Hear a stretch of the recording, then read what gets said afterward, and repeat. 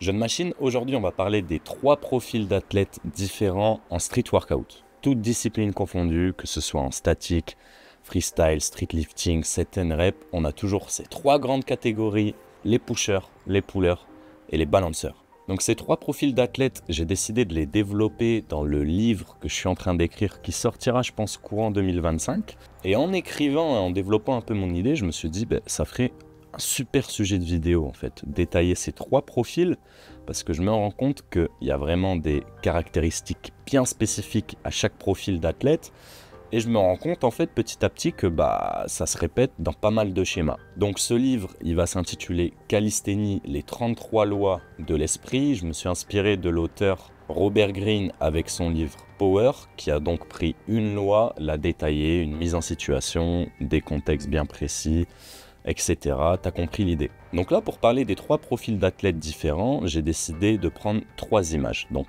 pour l'image du puller, on va s'inspirer de l'image de l'empereur, qui attire les choses vers lui, donc Jules César. Pour l'image du pusher, on va s'inspirer de l'image du conquérant, donc j'ai choisi Napoléon Bonaparte. Et pour l'image du balancer, j'ai choisi l'image du médiateur, donc Nelson Mandela. Donc je vais te lire quelques extraits de mon livre, à savoir que c'est encore en construction, donc je n'ai pas détaillé au maximum, mais il y a quand même quelques idées qui ressortent qui sont hyper intéressantes. Tu as des profils qui sont moins détaillés que d'autres, mais bref, là je t'ai catégorisé dans la vidéo les 3 profils. Si tu souhaites aller voir directement ton profil, du moins celui auquel tu penses t'identifier, je te laisse le faire.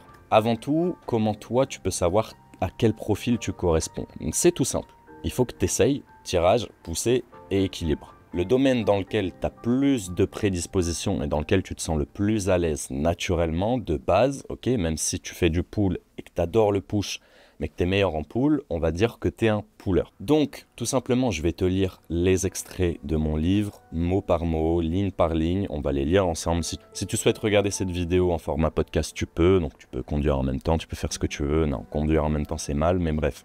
Je te défile quand même l'image, mais si tu souhaites juste écouter, tu peux. Donc, on va commencer avec les pullers. Donc, attirer les choses vers soi. L'image de l'empereur, ok, l'empereur qui attire les choses vers soi, qui est un empereur en fait tout simplement, tu vois, incontestable, qui a tous les lauriers, tout vers lui sans même forcément aller le chercher. Donc je te le redis, j'ai décidé d'associer chaque profil à un personnage historique que tout le monde connaît, donc là on va parler de Jules César. Donc dedans, tu vois, j'ai décidé de faire une interprétation, donc mon interprétation du profil d'athlète, et ensuite de donner des conseils pour chaque profil d'athlète. Donc le pull, par définition, consiste à tirer les choses vers soi, que ce soit une barre, un poids, etc. Le principe même de tirer est énormément révélateur et peut nous indiquer pas mal de choses sur l'individu doué dans ce domaine. On pourrait simplement se dire que cet individu est doué pour s'attirer les faveurs de son entourage, voire l'admiration même, sans forcément le vouloir. Mais pas que. Ce profil d'athlète, puller donc, sont souvent des gens attractifs, qui attirent le regard et savent s'en nourrir, à bon ou mauvais escient. Attention, ici on parle avant tout de profil sportif.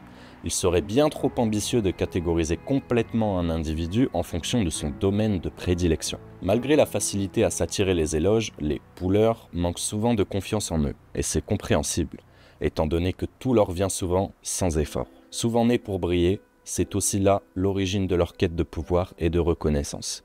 Ce qui crée souvent chez eux une admiration pour les pushers, dont nous parlerons juste après, qui eux sont des acharnés qui n'attirent le regard que par leurs efforts de longue haleine. Dans un groupe, ils peuvent s'autoproclamer concurrents d'un tel et se donner à 100% pour dépasser l'autre.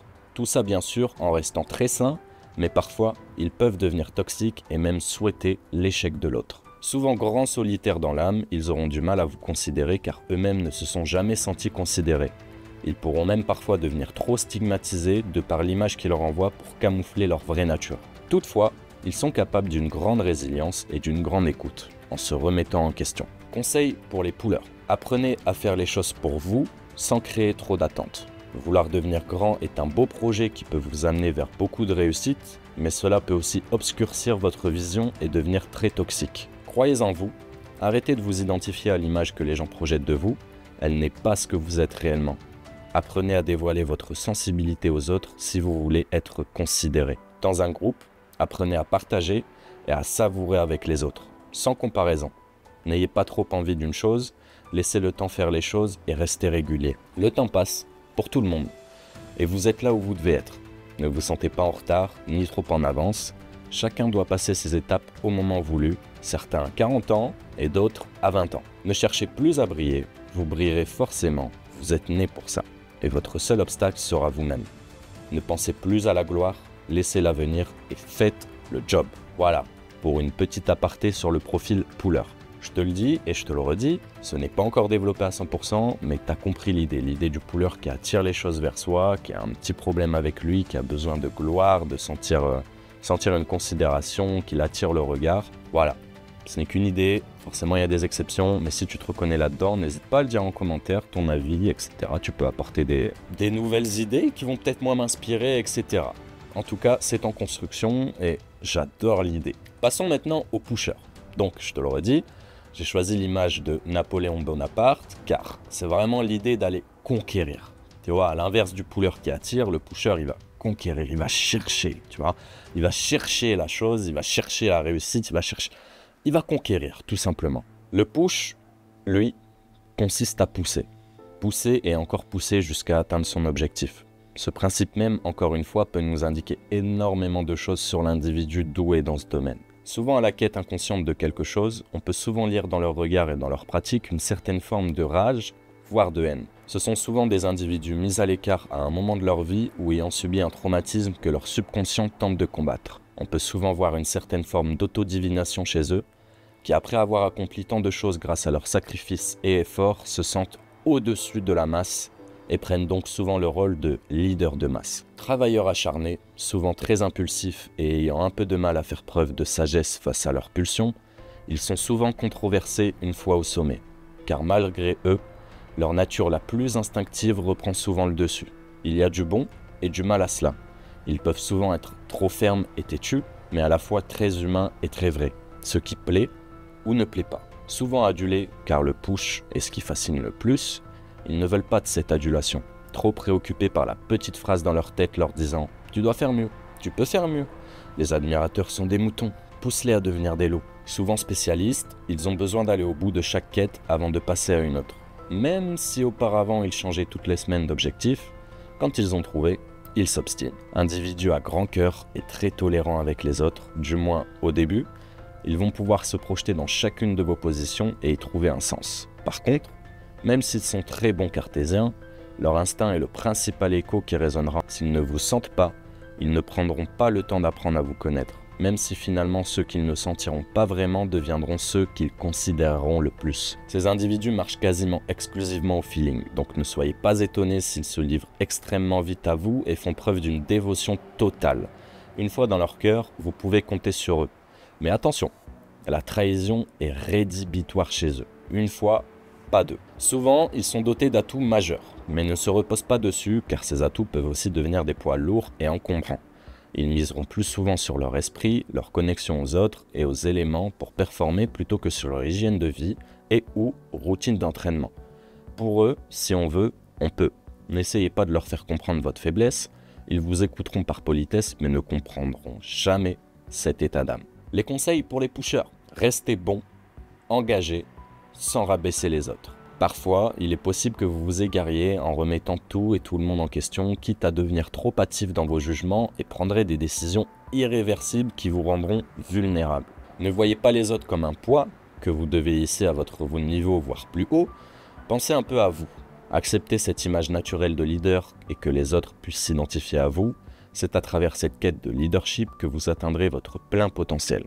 Écoutez votre instinct, votre vision, mais ne l'imposez pas aux autres. Restez indulgent et compréhensif. Encore une fois, vous êtes qui vous êtes et même si vous pensez que votre méthode est la bonne, n'essayez pas d'en persuader les autres, vous allez vous essouffler. Acceptez la variabilité et la faiblesse. À trop vouloir pousser tout le temps, vous allez arriver sur des paliers de pleine puissance, fruit de vos efforts passés, mais restez rationnel et n'oubliez pas que tout a une fin.